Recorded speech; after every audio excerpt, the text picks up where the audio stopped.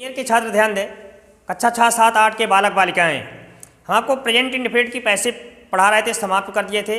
आज हम आपको पढ़ाएंगे प्रेजेंट कॉन्टिन्यूअस टेंस के पैसिव बनाने के नियम। प्रेजेंट कॉन्टिन्यूअस टेंस के पैसिव बनाने के लिए बच्चों सबसे पहले कर्म, पुनः सहायक क्रिया या आर एम के बाद बीइंग लगाते हुए मुख्य क्रिया का तृतीय रूप रखते हुए बाई लगाकर कर्ता का ऑब्जेक्ट रख दिया जाता है। जैसे कह दिया जाए, एक उदाहरण सेंटेंस ले रहे हैं, he is writing a letter. देखो, प्रेजेंट कॉन्टिन्यूअस टेंस का अफर्मेटिव सेंटेंस है।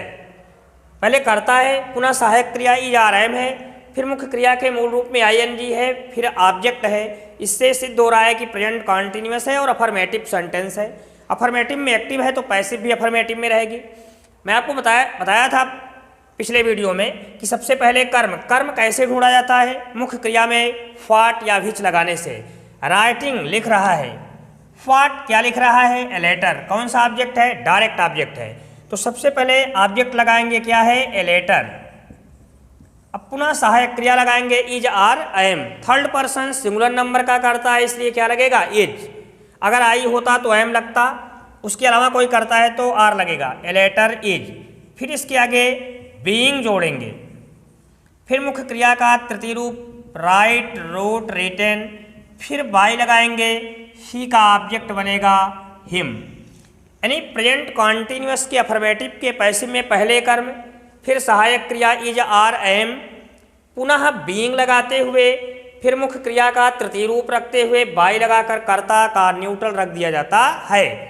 यही है प्रेजेंट कॉन्टिन्यूअस के अफर्मेटिव सेंटेंस के पैसिव बनाने के नियम। जैसे कह दिया जाए, he is doing his work. देखो, इसमें ऑब्जेक्ट है पूरा हिज वर्क, तो हिज वर्क को पैसिव बनाते समय कहाँ लाएंगे? यहाँ पर सबसे पहले कर्म, फिर सहायक क्रिया हिज वर्क के अनुसार रखेंगे, क्या बनेगी? इज। पुनः क्या लगाएंगे? बीइंग। फिर मुख्य क्रिया का तृतीय रूप डू, डिड, डन, फिर बाई लगाकर ही का ऑब्जेक्ट बनेगा हिम। पहले कर्म, फिर सहायक क्रिया इज आर एम के बाद बीइंग, फिर मुख्य क्रिया का तृतीय रूप, फिर बाई लगाकर कर्ता का ऑब्जेक्ट रख दिया जाता है। यानी यही विधि है प्रेजेंट कॉन्टिन्यूअस के अफर्मेटिव सेंटेंस के पैसिव बनाने के नियम। पहले कर्म, फिर इज आर एम, फिर बीइंग, फिर मुख्य क्रिया का तृतीय रूप, फिर बाई, फिर कर्ता का न्यूट्रल रख दिया जाता है। जैसे और एक दो सेंटेंस हल कर रहे हैं, समझिए आप लोग और अपने से 4-6 वाक्य हल कीजिए। जैसे कह दिया जाए, द बॉयज आर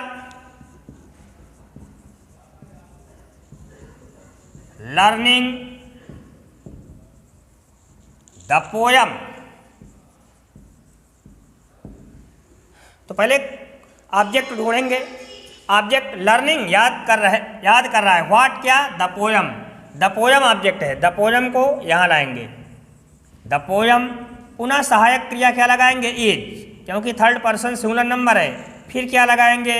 बीइंग लगाएंगे, फिर मुख्य क्रिया का तृतीय रूप लर्न, लर्नट, लर्नट, बाई लगाकर the boy. The poem is being learnt by the boy.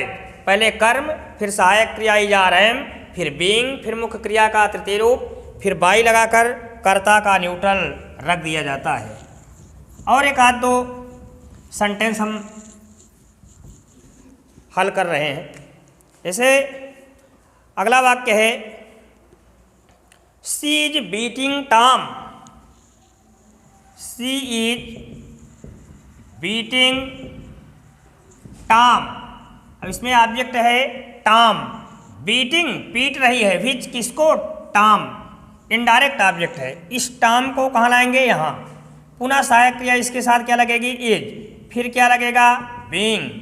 फिर मुख्य क्रिया का तृतीय रूप बीटेन, बाई, सी का होगा her. Tom is being beaten by her. यानी अफर्मेटिव में कर्म, फिर सहायक क्रिया इज आर एम के बाद बीइंग लगाते हुए मुख्य क्रिया का तृतीय रूप रखते हुए बाई लगाकर कर्ता का ऑब्जेक्ट रख दिया जाता है। ये अफर्मेटिव सेंटेंस की विधि है। अब आगे हम देखते हैं निगेटिव सेंटेंस की विधि। निगेटिव में एक्टिव रहेगी तो निगेटिव में पैसिव भी। जैसे he is not inviting us, inviting us, देखो इसमें ऑब्जेक्ट क्या है, अस। इस अस को जब सब्जेक्ट बनाएंगे, यहां लाएंगे तो क्या बनेगा, बी। कर्म रखा गया, यही यहां कर्म था, इसको यहां लाएगा कर्ता कारक, सब्जेक्टिव केस में बदला गया। फिर सहायक क्रिया लगेगी क्या, आर। फिर क्या लगेगी, being, oh sorry, be are not, are के बाद क्या लगाएंगे, नॉट। फिर बीइंग, फिर मुख्य क्रिया का तृतीय रूप इनवाइटेड, बाई लगाकर ही का ऑब्जेक्टिव केस बनेगा हिम। यानी पहले कर्म, फिर सहायक क्रिया इज आर एम के बाद नॉट, फिर बीइंग, फिर मुख्य क्रिया का थर्ड फॉर्म रखते हुए बाई लगाकर कर्ता का न्यूट्रल रख दिया जाता है। तो बनेगा be are not being invited by him. जैसे she is not washing clothes, she is not washing clothes, object इसमें क्या है, क्लॉथेस। इस क्लॉथेस को यहाँ लाएंगे।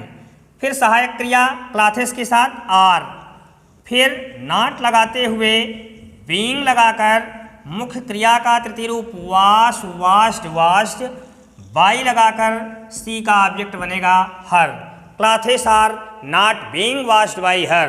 पहले कर्म, फिर सहायक क्रिया ERM के बाद नॉट, फिर बीइंग, फिर मुख्य क्रिया का तृतीय रूप रखते हुए बाई लगाकर कर्ता का न्यूट्रल रख दिया जाता है।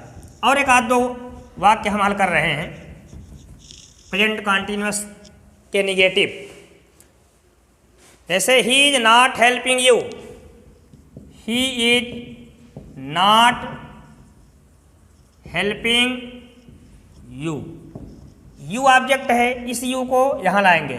फिर यू के साथ सहायक क्रिया आर, फिर नॉट, फिर बीइंग लगाते हुए मुख्य क्रिया का तृतीय रूप हेल्प, हेल्प्ड, हेल्प्ड, फिर बाई लगाकर ही का ऑब्जेक्ट हिम बनेगा you are not being helped by him.